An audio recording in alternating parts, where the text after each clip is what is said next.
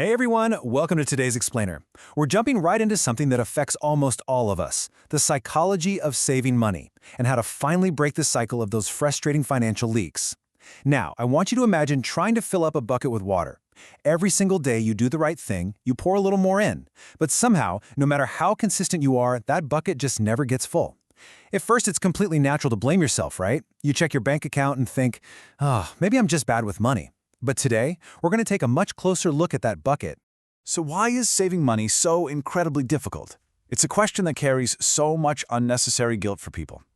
Millions of us try incredibly hard to get ahead, yet constantly feel financially stretched. We make promises to ourselves that we'll save, but then the end of the month rolls around and the money's just gone. Is it a lack of discipline?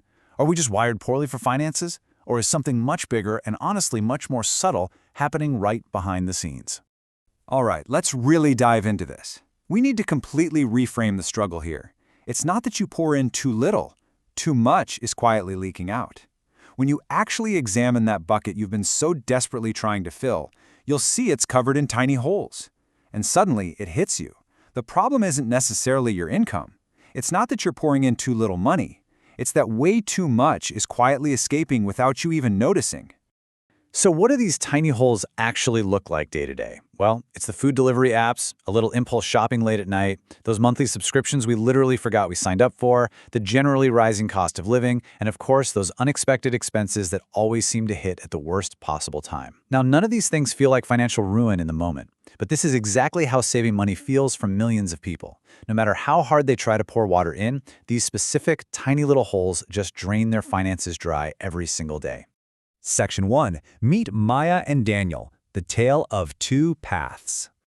To really wrap our heads around how these leaks play out in the real world, let's look at a concrete example. Meet Maya and Daniel. They're both 26 years old, they work in the exact same office, and they earn pretty much identical salaries.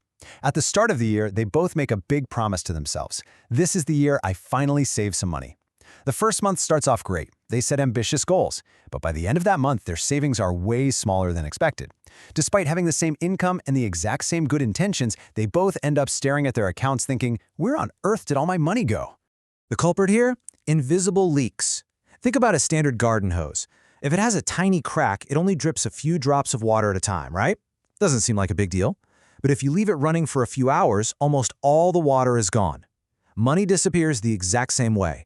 A coffee here, a quick food delivery there, streaming services, grabbing snacks, taking a ride share instead of just walking. When you look at them one by one, absolutely none of these purchases seem that expensive. But put them all together, they quietly eat up hundreds of dollars every single month. Here is the absolute turning point: how they handle payday. Take a look at Maya's approach. Every payday, Maya pays her rent, her bills, maybe does some shopping, goes out for dinner, and then tries to save whatever happens to be left over, which, let's be real, is almost nothing. But Daniel? He flips the script entirely. The very morning his salary hits his account, he automatically transfers a chunk of it right into savings. Then he just lives on what's left. He isn't saving because he magically has extra money floating around. He has extra money because he saved first. Section 2. The psychology of spending. Invisible forces. Why do so many of us end up on Maya's path? Well, to answer that, we have to look past the math and step right into the psychology of spending. There are invisible forces at work here, like delayed gratification. You've probably heard of that famous marshmallow test with kids, right? You offer a child one marshmallow right now, or if they wait, they get two later. Saving money is basically the adult version of that exact test. Our brains are biologically wired to crave immediate rewards. A new phone today, a trip next month, some nice clothes this weekend. Those pleasures feel real and super exciting. But future rewards, like financial security, they just feel abstract and far away. Learning to delay that gratification is quite literally one of the most valuable financial skills anyone can ever build.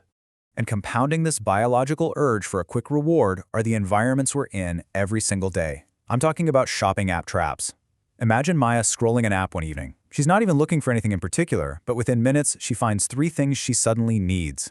Why? Because of flash sales, limited time offers, hyper-personalized recommendations, and that irresistible promise of free shipping.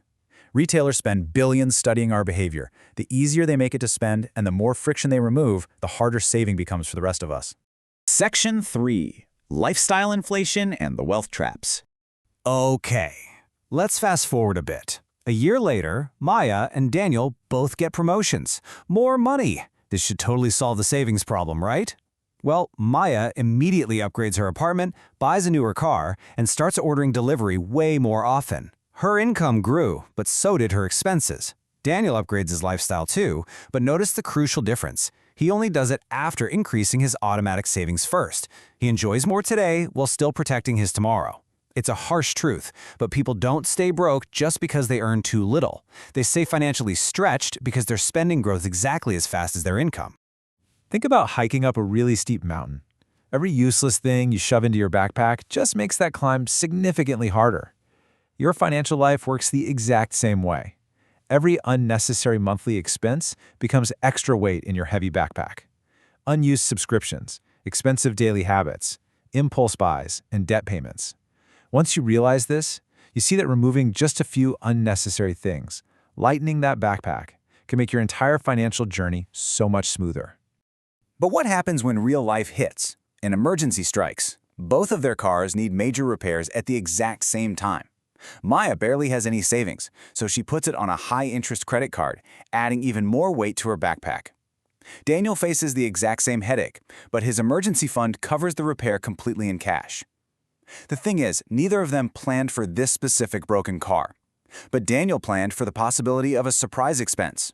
Savings aren't just for paying for future dreams. They are your shield against life's inevitable surprises. Section 4. Systems over willpower. Building the machine. So how does this play out over the long haul? When we look 5 years down the line, we see the ultimate solution: putting systems over willpower. If you plant a tiny tree in your yard, you're not going to dig it up every single week to see if the roots are growing, right? No, you water it consistently and trust the process. Saving money works identically. A lot of people give up on saving because the daily progress just feels so agonizingly slow. But small, regular savings compound into something huge over time. When you're building wealth, consistency matters so much more than perfection. 5 years later, no, neither Maya nor Daniel is an overnight millionaire. But Daniel sleeps a whole lot better at night. He has choices, opportunities, and peace of mind. And Maya eventually realizes this too and changes her habits to get there. How? By building a system.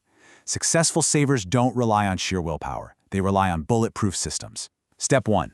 Automate your savings so the money is moved before you even get a chance to spend it. Step 2. Build that emergency fund. Step 3. Track your spending to find where your water's leaking. And Step 4. Patch up those small recurring leaks. You don't need to save every single penny. You just need to save consistently. Which brings us to the absolute core thesis of everything we've looked at in this explainer today. Saving isn't only a math problem. It's a psychology problem. Our brains love immediate rewards. Ads are constantly yelling at us to spend. Tech makes buying stuff completely frictionless, and lifestyle inflation just quietly creeps in. Saving is hard simply because the world is constantly begging us to spend. We have to build systems that are stronger than our impulses. I want to leave you with this amazing quote from our source material that really hits the nail on the head. The goal isn't to become perfect with money. The goal is to make saving a habit instead of a struggle. Financial security isn't built by one giant lucky deposit. It is built by hundreds of small, automated decisions made month after month. So, as we wrap up this explainer, I'll leave you with one final question to chew on. What is one tiny hole in your bucket that you will patch today to finally secure your future tomorrow?